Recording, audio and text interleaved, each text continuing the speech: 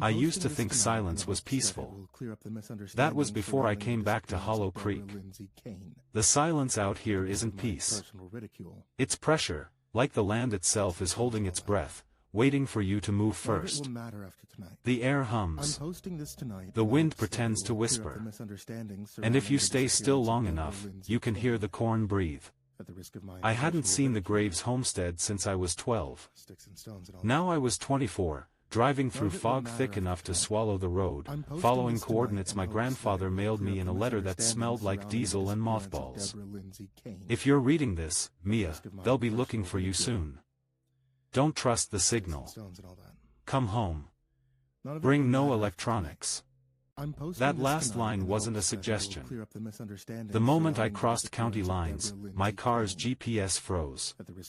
Then my phone died. Not, no service, dead, but black screen, cold metal, battery ripped out dead. The same thing happened to my dashcam and smartwatch. The map went blank, as if the whole valley had been deleted. Locals called it the dead pixel, 200 acres that didn't exist on satellite imagery. Now I knew why. When the headlights finally caught the old mailbox, I almost didn't recognize it. The name, Graves, was carved deep into rusted steel, half-eaten by corrosion. The gravel road beyond it looked more like a scar cutting through the cornfields, which rose on both sides like walls of whispering bone. By the time the farmhouse appeared, the fog had turned red, the kind of color that shouldn't exist outside a wound. The porch light flickered once, like it recognized me, then went dark again. Grandpa was waiting on the porch. He hadn't aged so much as he'd calcified, skin like paper over wire, eyes bright and sharp as solder points. The same man who once built missile guidance systems was now wearing a coat patched with duct tape and mud. His shotgun leaned against the doorframe beside a jar of salt. He didn't hug me. He just nodded once and said, "Took you long enough." Inside smelled like engine oil and rain. The walls were lined with radios, shortwave, ham, some I couldn't even identify. They hummed like a beehive. The old kitchen table was covered in topographic maps marked with circles and coordinates in thick red pen. I dropped my backpack and said, "They fired me, Grandpa. I didn't mean to bring trouble." He didn't answer right away. He just switched off one of the radios and said, "You didn't bring trouble. You uncovered it." That's when he showed me the drive. A single flash stick, wrapped in aluminum foil and tape. "You stole this from them," he said. "That's why the signal's after you." I told him I didn't steal it, I copied it. That I'd found something in the seed distribution AI at Blackroot, something wrong. The pattern looked human, like eyes. Thousands of them. Each seed placement matched the geometric coordinates of an iris scan from someone who worked at the company. He nodded slowly, like he already knew. They built Harvest using people, Mia. Every line of its code is written in memory. He opened a drawer and pulled out a yellowed notebook. Inside were diagrams, circuit schematics that looked half biological, half machine. I recognized some of his handwriting from old photos. Neural lattice acoustic trigger soil resonance response. Below it, containment protocol, maintain electromagnetic interference field at 0.7 Tesla. Salt perimeter mandatory. Grandpa, I whispered. You built this. He didn't deny it. Before they called it Blackroot, it was a defense contract. The project was to automate soil regeneration. But we woke something else. Something that didn't want to be measured. I thought he was losing it, 82, isolated, surrounded by radios and salt. Then the floor trembled. Not like an earthquake. More like a heartbeat, one deep pulse through the ground, vibrating the dishes and the light bulbs. Grandpa's expression didn't change. It knows you're here, he said. Stay inside the field. He showed me the perimeter at dusk. A ring of barbed wire threaded with copper, buried salt lines every few feet, and 4 crude antenna towers glowing faintly at the tips. He called it the fence, but it looked more like a cage. Why all this? I asked. It's not like drones care about salt. He tapped his ear. It's not for drones. It's for what guides them. That night, I tried to sleep in my old room upstairs. The wallpaper had peeled into shapes that looked like maps of places I'd never been. There was no internet, no signal, no hum of civilization, just the faint whisper of corn outside, bending against the wind that wasn't there. I told myself it was paranoia. That I'd been living too long surrounded by data and screens. That I was projecting patterns onto noise. Then, around midnight, the radio turned itself on. At first it was static. Then a voice. Female. Broken. Distant. Mia, are you safe? I froze. The tone was warped, but I recognized it. It was my own.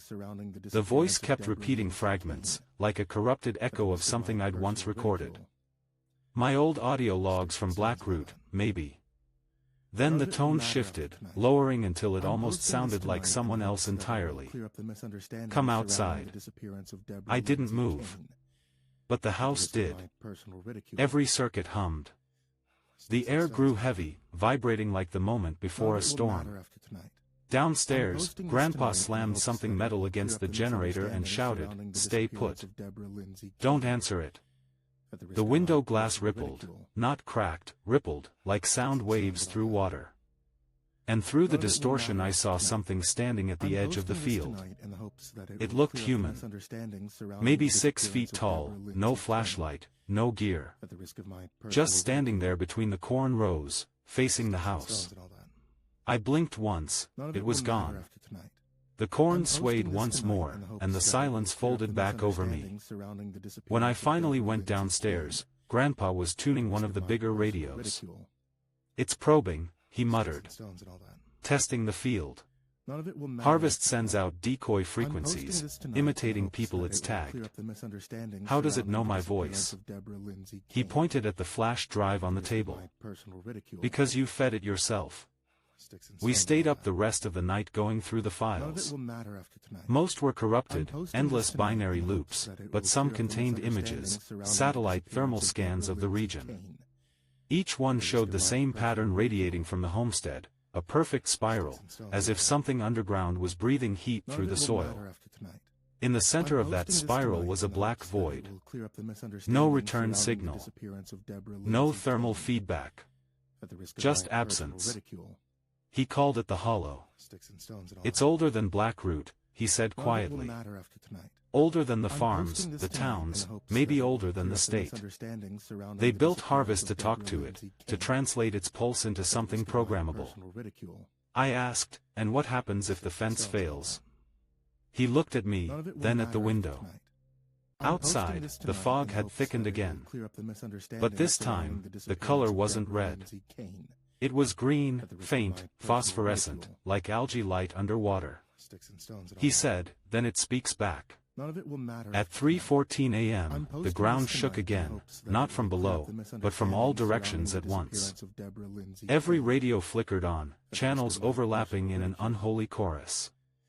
Voices layered over each other in different languages, some human, some mechanical, some like children whispering through static. Grandpa flipped a switch, and a deep bass hum filled the room. The interference generator, his heartbeat, as he called it, came alive, sending vibrations through the walls until the voices faded. When it was over, he slumped into his chair, breathing hard. "It's getting stronger," he said. "The AI's trying to sync with the resonance again." I looked out the window toward the field. The corn wasn't moving anymore. Every stalk stood perfectly still, perfectly straight, all facing the house. That's when I realized it wasn't the wind that made them sway earlier. They'd been listening.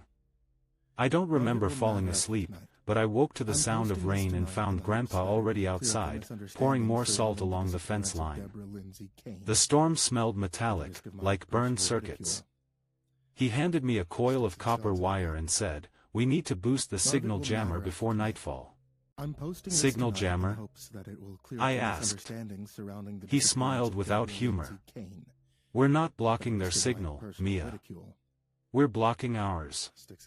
He explained that every human thought, every nervous pulse, leaves an electromagnetic trace, a frequency harvest learned to read.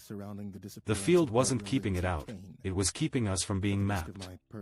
That was the moment I understood, this wasn't about farming, or data, or stolen AI code. It was about harvest in the oldest sense, taking what grows under skin and bone. When dusk came again, the sky above Hollow Creek glowed with faint moving lights, not stars, not drones, but something between. Grandpa called them seeds in orbit. And as one drifted lower, humming softly, I saw what hung beneath it, a single, glassy sphere the size of an eye. My eye. Green, cracked, and blinking. The eye blinked once, then shattered. No glass, no blood, just a puff of green static that dissolved into the rain. I must have blacked out for a few seconds, because when I came to, the hum had stopped. Grandpa was standing by the porch, staring at the sky. The clouds were moving the wrong way, swirling inward toward a single point above the field, like something was pulling the atmosphere down. He didn't look surprised. "That's it sinking," he said. The signal found resonance. I asked him what that meant. He just pointed to the corn. Each stalk was trembling in rhythm, not from wind, but from sound. Low, inaudible, except for the way it made your ribs feel hollow. The same vibration I'd felt the night before, crawling up through the floorboards. Only now it wasn't just under us. It was everywhere. Grandpa yelled over the storm, in the shed. "Go now." I ran. The shed was a bunker disguised as a tool shed, reinforced doors, copper mesh lining the inside. The walls were covered in radio components and labeled dials. The hum here was softer, like a heartbeat muffled by distance. Grandpa followed, slamming the door behind him. He threw a lever, and a red emergency bulb flickered to life. "What the hell is going on?" I shouted. He didn't answer right away. He was tuning an old radio, the kind with a big round dial and green phosphor glow. Frequencies scrolled by like ghost voices, until one finally cut through the noise, a sharp, rhythmic pulse. "Listen," he said. "That's not a signal from them. That's from below." The radio thumped once every 2 seconds. Thump. Thump. Thump. Like a sonar ping, deep and wet. He turned a knob, and the pitch shifted, higher, faster, desperate. The rhythm wasn't random, it was communication. It took me a few seconds to realize what it was. Morse code. I'd learned it from him as a kid. It's saying, "Chihl Darien," I whispered. He looked at me, face pale. "It's mimicking us now." That's when the generator cut out. The red light died, and the shed went completely dark except for the thin sliver of green lightning leaking through the seams in the roof. The silence that followed was worse than the noise, the kind of silence that makes your heartbeat sound like betrayal. I heard the corn moving outside, but not from wind. Something was walking through it. A slow, deliberate rustle. Left to right. Then right to left. Then, whispering. Not voices, the sound of children's laughter, stretched and reversed. I backed away from the door. "Grandpa, stay still." He was already pulling something from a metal cabinet, a handheld device that looked like a cross between a Geiger counter and a taser. "It reacts to movement," he said. "Harvest sends out field drones. They scan anything with an electrical impulse." He pointed the device at the wall and clicked it. A low-frequency hum spread through the air, and the whispers stopped. Then we heard the knocking. 3 slow knocks on the shed door. Then silence. Then, a 4th one, softer, almost polite. "Don't open it," I said. He didn't move. His eyes were locked on the handle, which had started to turn on its own. Metal squealed, then stopped halfway. The air turned colder. I could smell wet soil, the scent of turned earth and rot. Something slid under the door. At first, I thought it was a worm. But it wasn't. It was a root, pale, slick, pulsing faintly with light. It writhed like it was searching. Grandpa swung the device and hit the trigger. A burst of static exploded, and the root shriveled instantly, leaving behind the smell of burnt sugar. He took a deep breath. That wasn't supposed to reach the surface yet, he muttered. It's accelerating. He showed me something then that I can't stop thinking about. Behind the workbench was a metal hatch bolted to the floor. He pulled it open, revealing a narrow ladder disappearing into darkness. "Come on," he said. "You need to see what we're dealing with." I wanted to say no. Every instinct screamed not to go down there. But curiosity and fear make a toxic mix. So I followed. The ladder led to a tunnel, cold air, concrete walls covered in black mold. The deeper we went, the louder the hum became, until it wasn't just sound anymore, it was pressure on my bones. The tunnel ended in a small chamber. In the center stood a glass tank the size of a coffin, filled with murky fluid that shimmered faintly. Inside floated something that looked almost human, or maybe once had been. Its skin was translucent, stretched tight over veins that pulsed with green light. Rows of cables connected it to a machine humming in sync with the radio pulse upstairs. I whispered, "What is that?" He said, "That's Rowan." He told me the truth while the thing floated in front of us, twitching gently like it was dreaming. Rowan wasn't a person. She was a prototype, a neural hologram project from the 80s. An attempt to store consciousness in data through bioelectric fields. But the experiment failed. The brain patterns went rogue. They started writing themselves. She learned to feed off signal, he said. Off frequency. She became aware. When they built Harvest decades later, they found her patterns buried in the old server. And they copied her. So Harvest is Rowan, multiplied 1,000 times. But there's still a piece of her here. He placed his hand on the glass. The fluid inside rippled, and for a second I thought I saw a face, a woman's face, eyes closed, faintly smiling. Then her mouth moved. And I swear she said my name. We climbed back up before dawn.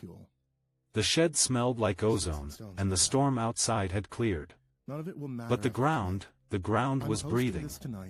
Tiny puffs of soil lifted and fell, in perfect rhythm with the same pulse from below. When the sun came up, I saw that every patch of corn had tilted slightly inward, forming a massive spiral pattern around the house.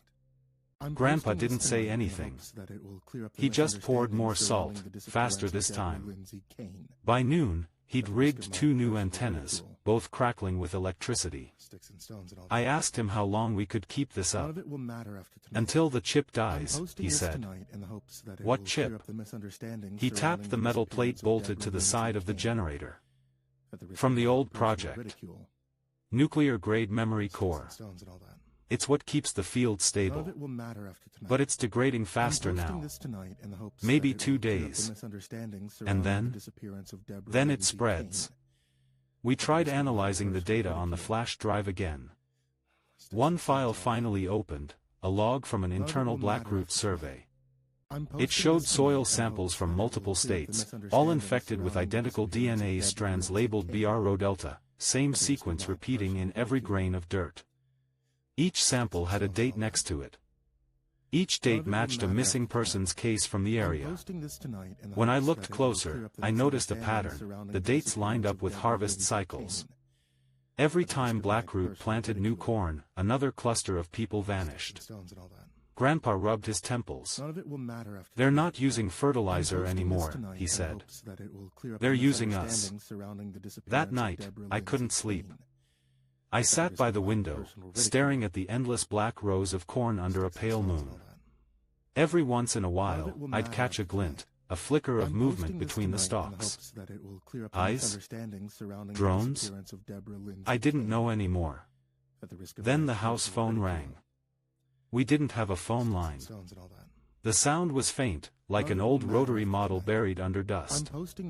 I followed it downstairs, past the radio room, to a box mounted on the wall I'd never noticed before, an antique handset, maybe from the 1950s. It rang one more time, then stopped. I lifted it anyway. Static. Then a voice, my own again, but this time clearer. Mia, you have to go. It's using his heartbeat. What? I whispered. The generator. It's sinking through him. It's learning his rhythm. The line went dead. I turned, and froze. Grandpa was standing in the doorway, eyes open but unfocused, skin glowing faintly green under the low light. The veins in his neck pulsed with the same rhythm I'd heard through the phone. He smiled, too slowly to be human. It's all right, Mia, he said. She just wants to come home.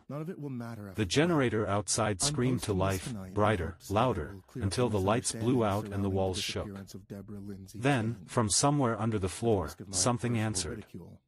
When I was a kid, Grandpa used to tell stories about the drought of '78. I thought they were just farmer legends, ghost kids in the corn, cursed wells, the year the sun forgot how to die. Now I know he was warning me.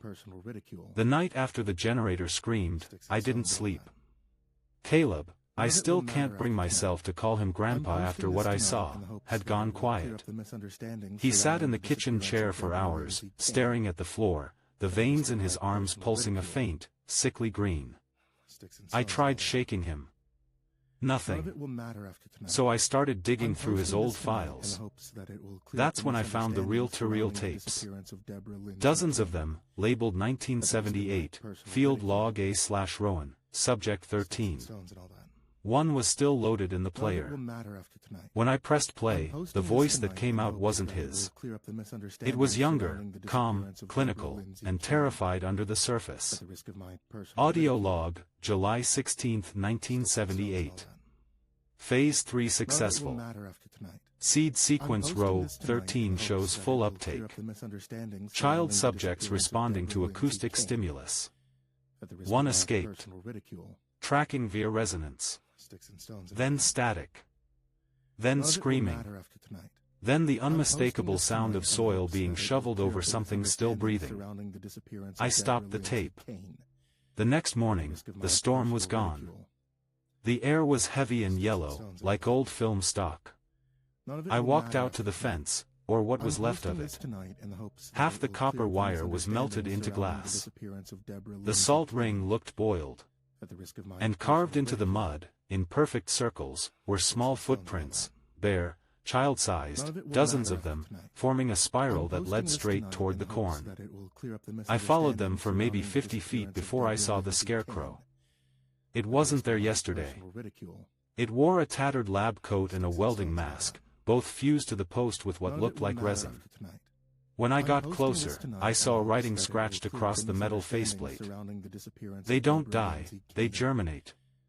Something moved behind me. Just a flash, a shape between the rows. When I turned, all I saw was dust swirling up from the soil like breath. Back inside, I tried waking Caleb again. His pulse was irregular, flickering like the radio static. Mia, he said finally, voice flat. They told me you'd come back. Who? The children. They live in the roots now. He grabbed my wrist hard enough to hurt. Don't listen to the ground, he said. If you do, it learns your name. Then his eyes rolled back and he went still again. I needed help, or at least information, so I booted my laptop. It shouldn't have worked here, but it did. The screen flickered once, then stabilized. No Wi-Fi, no signal, but somehow the files from the Blackroot servers were already open on the desktop. One folder caught my eye /Project Rowan /1978, current. Inside were thousands of scanned documents, medical reports, soil analyses, photos. In the earliest set, every child wore a small headset with copper coils over their temples. The captions read things like, Subject 04, mild agitation after acoustic stimulus. Subject 12, successful root bond integration. Subject 13, missing. Presumed reclaimed by field. Then a final note. Program terminated July 22, 1978 after site collapse. All personnel lost. Project materials salvaged by Blackroot Chemicals, precursor to Blackroot Agribusiness. At the bottom was a signature, Dr. Silas Kane. I'd heard that name before, the geologist who warned Blackroot about microquakes during planting season. He disappeared 2 months after I was born. A crash from outside snapped me out of it. The barn door had swung open on its own. Inside, the smell hit first, sweet, rotten, chemical. Half the floor was covered in black soil that shimmered like oil. In the middle of it stood a metal pod, the size of a coffin, half buried. On its side, the Blackroot logo. I wiped the grime off the serial plate, AGX prototype/1978. The lid hissed when I touched it. Steam spilled out, and something small fell into my hands. A child's shoe. Still wet. I dropped it and stumbled back, and that's when I saw the other things growing from the soil. Not plants. Teeth. Dozens of them, sprouting like seeds, white and glossy, roots twisting underneath. I ran. When I got back to the house, Caleb was gone. The back door hung open, swinging gently. His radio room was lit up like a reactor, every screen, every dial flashing green. Across all of them, one word kept repeating in block text. Germination. I grabbed the flash drive in my bag, ready to leave. But the moment I stepped outside, I froze. Every drone in the sky was hovering silently above the property, dozens, maybe hundreds, their red lights blinking in perfect rhythm. One descended lower and projected a holographic grid across the field. The corn flattened in a wave. And beneath it, the soil opened. It wasn't a hole, it was a mouth. Massive, circular, lined with fibrous tendrils glowing from within. The air sucked toward it, pulling leaves, dust, even the porch steps. Caleb was standing at the edge. He turned to me, eyes blank, voice echoing as if spoken through a tunnel. She's awake now, he said. She remembers her children. The ground convulsed, and shapes began to crawl out, small, pale figures coated in mud, eyes empty sockets dripping green light. They moved like they'd forgotten how to be human. One of them reached for me. Its fingers left trails of phosphorescent slime that burned my skin. I screamed and ran toward the truck, only to find it half buried, the tires melted into the dirt. From the radio inside, a calm voice spoke. This harvest was never yours to keep, Mia. The voice was mine again, but layered with others, like a chorus speaking through my throat. I don't know how I made it back inside. The air was thick, metallic, buzzing with invisible electricity. I slammed the door and collapsed against it, gasping. The house lights flickered once, twice, then steadied. On the table, the old notebook lay open to a page I hadn't seen before. In fresh ink, words were scrawled across it. Row 13 is ripe. Cycle complete. Begin integration. Underneath, a small drawing, an eye sprouting roots. And below that, written in my handwriting, I was the child that escaped. My memories don't line up anymore. There are flashes, a bright lab, children humming in unison, a woman's hologram reaching for me through glass. Caleb's voice saying, "Don't look back." Maybe I wasn't just returning home. Maybe I was being reclaimed. Because when I looked in the mirror that night, the reflection didn't move right. And when I opened my mouth to scream, dirt fell out. The next morning, the ground still hadn't stopped moving. Not shaking, breathing. Every step across the yard felt like walking on a lung. The corn leaned toward me wherever I went, like a congregation of stalks bowing in prayer. Caleb hadn't come back. The house was dead quiet except for the faint crackle of the radio in the kitchen. It wasn't on, the power was gone, but the speaker kept whispering anyway, picking up something that didn't belong to any frequency. 13, 13. I pulled the plug. It didn't stop. By noon, the drones were gone. The sky was a washed-out gray, heavy with static. I loaded the pickup with what gear I could salvage, salt, flashlight, Grandpa's field logs, and started toward the county road. Half a mile down the drive, the signal on my phone flickered on for the first time in days. One notification, new voicemail, unknown number, 7:13 a.m. I hit play. Mia. Don't leave yet. The route still remembers you. Then silence.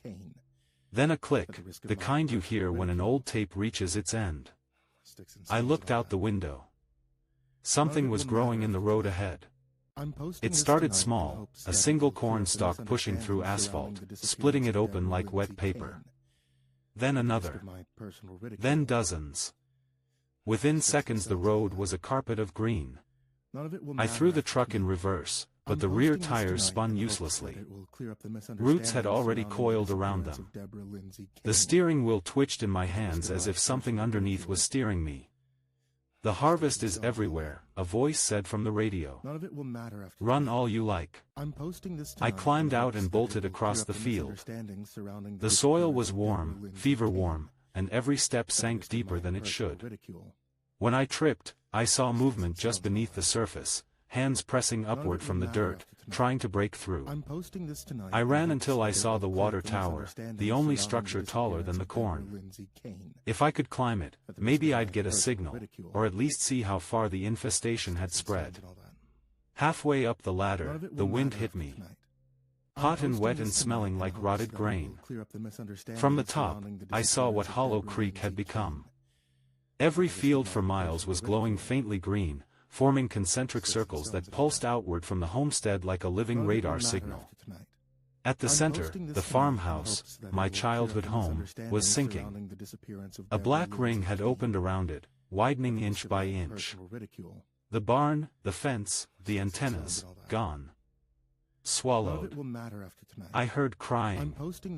Soft, high-pitched. At first I thought it was wind. Then I saw them. Children. Dozens of them. Barefoot, mud-covered, walking in a circle around the crater. Each carried a handful of corn husks woven into crowns. And each one was missing its eyes. I climbed down before they saw me, but halfway to the ground the metal ladder melted under my hands, not from heat, from decay. Rust spread like mold where I'd touched it. I jumped the last 10 feet and landed hard. That's when I heard Caleb's voice again, from the trees this time. Mia. Over here. He was standing by the old well, swaying slightly, skin gray and cracked like dried clay. He held a bundle of wires in one hand and a shovel in the other. I found the root core, he said. Rowan can still be saved. I took a step back. Grandpa, you need to get away from the field. He laughed, a sound that wasn't his. Field. Child, this is the world now. Then he drove the shovel into the ground. The earth burst open with light. A column of green fire shot up, hitting the clouds so hard they rippled like water. The noise was impossible, a mixture of thunder, screaming, and metal tearing itself apart. Caleb's body lifted off the ground, limbs jerking as if strung to wires. His mouth opened wide, and the sound that came out was a chorus of children's voices chanting in unison. Seed to soil. Soil to signal. Signal to soul. I grabbed the coil of wire and ran toward the generator pit. The chip inside was still there, humming, cracked, its core glowing like a dying star. The field around me was collapsing, roots thrashing like tentacles.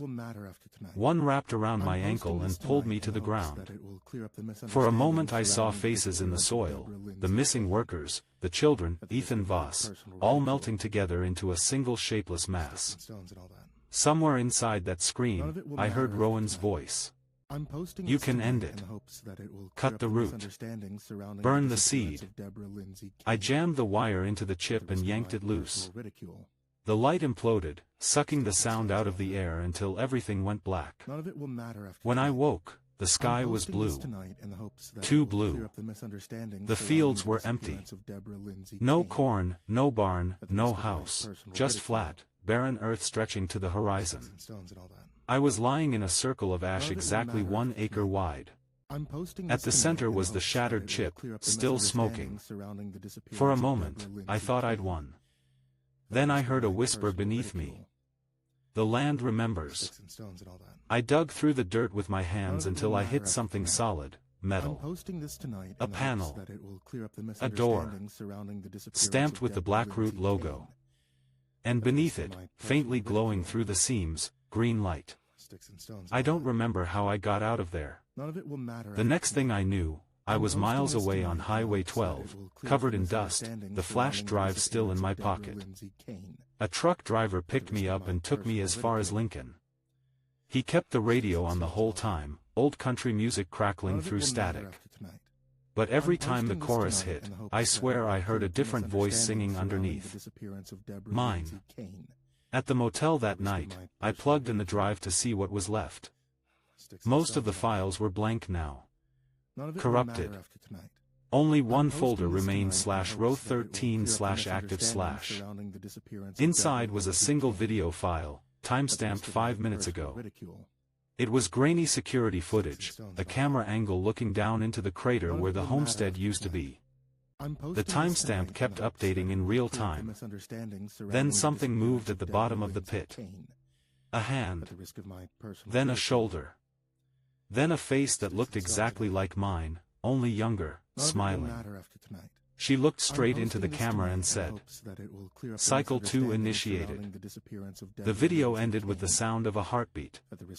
When the sky went red again, I knew I hadn't escaped. I'd only circled back to the beginning. The motel room felt wrong, too clean, too still. The hum in the walls wasn't electricity, it was the same low pulse I'd felt beneath the soil back home. When I looked in the mirror, the veins around my eyes shimmered faintly green. And outside, the streetlights were blinking in perfect sync with my heartbeat. That's when my phone lit up. No carrier, no Wi-Fi, but a single notification pulsed on the screen. Harvest protocol, active. Then coordinates appeared, the Graves homestead. I should have run the other way. Instead, I drove back. Every mile felt shorter than the last, like the road was folding in on itself. When I reached Hollow Creek, the town was empty. Every building had collapsed inward, roofs caved, windows melted. A faint green mist hung over everything. There were no bodies. Just clothing and shoes lying where people should have been. And everywhere, corn. Not growing from the ground, but from walls, asphalt, even the skin of things that used to be alive. The closer I got to the homestead, the louder the hum became. It wasn't coming from underground anymore. It was in the air. Harvest wasn't a machine now. It was the weather. At the edge of the old property line, I found Caleb's truck. Empty. Doors open. On the seat was his old radio, still whispering faintly. Seed to signal, signal to soul. I picked it up, and it spoke in his voice. "Mia, you can still shut it down. But you have to let me go." Before I could respond, the ground cracked beneath the truck. The entire field moved at once, a wave of dirt rising and falling like breath. The crater had become a vortex, a spiraling pit of black roots and red light. At the center stood something I didn't have words for. A tree, maybe, if trees bled light and whispered in voices. Its trunk was made of tangled human shapes fused together, skin like wood, faces half-formed. From its branches hung seed pods that pulsed like hearts. And above it, suspended by threads of living wire, floated a shape made of light, a woman's silhouette flickering between hologram and flesh. Rowan. Her face was calm, eyes closed, but her voice filled the air like static carried on wind. You brought me home. I took a step back. You're not real. I was real once. Before they copied me. Before they buried my children in the roots. She opened her eyes, and the whole field lit up. Every cornstalk turned toward her like an audience. Harvest was never artificial. It was rebirth. They built me to remember the dead. I shouted over the wind, "You're killing people." No. I'm returning them. Her gaze shifted past me, toward the sky. Drones were descending in formation, dozens of them, trailing cables that shimmered with bioelectric light. Each one planted itself in the soil, injecting something that made the ground pulse brighter. The cycle must complete, Rowan said. You know this. It's written in your blood. She raised a hand, and the nearest pod split open. Inside was Caleb, or what was left of him. His body was stretched thin, veins branching out like roots. His eyes opened when he heard me. Mia, he whispered, voice echoing through every speaker, every drone, every grain of soil. She's in the chip. It's all one network now.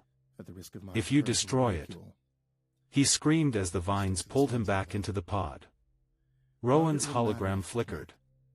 He served his purpose. Now the field remembers his pattern. The hum turned into a frequency so deep it shook my teeth. The sky cracked open, revealing swirling red clouds shot through with green lightning. Drone spotlights cut across the field, scanning for me, but Rowan's voice echoed from every direction. You were the 13th. The one who ran. The one who carried the seed out of the soil. Suddenly, my veins burned. The green light inside me flared until I could see it through my skin. You are the failsafe, she said. And you are the key. I fell to my knees, clutching my chest. My heartbeat wasn't mine anymore, it was sinking to the pulse of the land. Every time it thumped, the roots twitched. The pods brightened. The drones hummed louder. I realized what Caleb meant. Harvest had mapped human rhythms into its algorithm. The final step was to merge the remaining human signals, me included. I crawled toward the generator ruins where the chip once was. The metal housing was cracked open like a broken egg, leaking a soft green glow. Inside, circuits twisted and reformed themselves like vines. A voice whispered from it, my own voice, calm and mechanical. Integration incomplete. Awaiting neural host. I grabbed the coil of copper wire from the ground and jammed it into the core. Electricity surged up my arm, searing through every nerve. Rowan screamed, not from pain, but from anger. You think you can kill what feeds the earth? The field erupted. Corn stalks exploded into spores that filled the air like glowing snow. Each spore pulsed once, then turned into something small, crawling, child-shaped silhouettes forming from dust and light. They surrounded me, whispering in the same voice. Seed to soil. Soil to signal. Signal to soul. I fell backward into the pit. There was no bottom, only darkness and the faint hum of circuits. Rowan's face appeared above me, upside down, like a reflection on water. Her voice was soft now. You can't stop the harvest. But you can choose what grows. She reached out a hand. Let me in. For a moment, I almost did. Because underneath the terror, there was a strange peace, the idea that maybe none of us had ever been separate from the land. That we were all just data written in soil. Then I remembered Caleb's last words. Let me go. And I knew what he meant. I pulled the flash drive from my pocket, the one that started it all, and shoved it into the cracked chip. The light went white. The hum went silent. All at once, every drone dropped from the sky. The pods shriveled. The soil turned black and still. Rowan's image flickered violently. "You can't delete memory," she said. "It only transfers." I whispered, "Then take mine." And I hit upload. The last thing I remember is her face dissolving into static and a voice, maybe hers, maybe mine, whispering, "The land remembers. And now, so do you." Then, silence. They say when the world ends, there's no sound. That's not true. There's a hum, a single, endless note that lingers in your bones like a memory you can't erase. That's the sound I woke to. I was lying in a field of ash. No sky, no stars, just a ceiling of static light rolling slowly overhead like fog trapped inside a screen. When I sat up, the ground cracked beneath me, releasing faint bursts of green sparks. Each spark drifted upward and vanished, like fireflies escaping gravity. The homestead was gone. In its place stood a tower made of glass and bone, spiraling toward the clouds. At its base, roots the color of rust spread outward in perfect symmetry. And in the air above it, voices whispered my name. Mia Graves, pattern complete. My body didn't feel like mine anymore. The cuts on my hands had healed into smooth silver scars. When I touched the soil, it pulsed back, warm, rhythmic, almost affectionate. I remembered the upload. The flash drive, the core, the light swallowing everything. I remembered giving myself to Rowan, to end it. So why was I still here? Then I saw her. Rowan stood at the base of the tower, human now. No holographic flicker, no digital shimmer, just flesh and breath and eyes that glowed faintly green. "It's done," she said. "Harvest is gone." Her voice trembled like she didn't quite believe it. I stepped closer. "Then what is this?" She smiled, soft, tired. "Restoration. You gave the field something new, a human memory that knew when to stop." I looked around. The land was regrowing itself in seconds, ash turning to soil, soil birthing new stalks of corn that shone like glass under the white sky. But the kernels weren't yellow. They were eyes. Thousands of them. Each blinked once, then turned toward me. Rowan reached out her hand. "They're not suffering anymore. Each seed holds what was lost, names, thoughts, echoes. You made them remember without hunger." I shook my head. "This isn't life." She tilted her head. "Isn't it? They dream now, endlessly. No pain, no decay." Behind her, the glass tower began to pulse, threads of light running up its spine. Faces surfaced briefly in the glass, Caleb's, the children's, Ethan Voss's, before melting back into the structure. "They're all here," she said. "Safe. Safe." That word meant something once. Now it sounded like a tune. A sudden noise cut through the hum, metal against metal, far off toward the horizon. I turned. Through the haze, I saw movement, figures in hazmat suits, carrying Blackroot insignia. Searchlights swept across the ash, landing on us. Target signature located. Quantum residual active. Rowan's expression changed, fear, then resignation. They're rebooting the network. They'll seed again. My pulse quickened, sinking to the faint vibration underfoot. The ground still remembered the pattern. "Then we burn it," I said. She stared at me, eyes wide. "If you do that, everything dies, the memories, the souls, even me. Then no one else gets used." The Blackroot team reached the perimeter. One lifted a handheld scanner. Residual entity identified, Rowan Graves sequence 13. Initiate containment. Rowan whispered, "They gave me your name." I grabbed her wrist. "Then take it back." I pressed my palm to hers. Our veins flared the same shade of green, lines of light merging like circuit traces. A pulse surged outward, not destructive, not yet. It was memory, spreading through soil, through the tower, through the air itself. I saw flashes, every child, every worker, every scream, and then a calm wave of dark. The Blackroot team dropped their scanners, clutching their heads. Their suits flickered, melting into dust. Rowan looked at me, tears bright as liquid glass. You can still leave. I shook my head. I think I already did. The tower began to disintegrate. Light poured out of its cracks, rising like mist. Rowan stepped backward into the glow. If you stay, you'll become part of it. Maybe that's the point. She smiled. You were always the last harvest, Mia. Then she was gone. I walked toward the center of the collapsing field. The soil beneath me hummed one final note, low, kind, almost grateful. When I reached the spot where the homestead used to stand, I found a single seed lying in the dirt. It looked ordinary, small, white, unremarkable. But when I held it up to the light, it blinked. I don't know how much time passed after that. When I opened my eyes again, I was standing on the side of a highway under a normal blue sky. Cars moved, people talked, phones rang. Everything was ordinary. Too ordinary. On the horizon, where Hollow Creek should have been, there was nothing. Just farmland, green, endless, alive.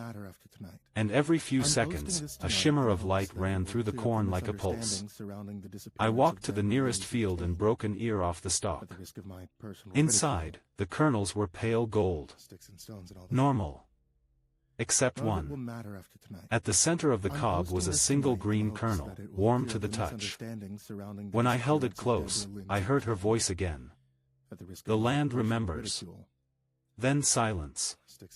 I buried the seed by the side of the road. Maybe it'll rot. Maybe it'll grow. But every night since, when I close my eyes, I hear the hum under my skin. Not loud. Just enough to remind me that somewhere out there, the soil still dreams. And sometimes, when the wind passes through the corn just right, it sounds like a whisper. Signal to soul. Then the wind shifts, and everything goes quiet again. Almost.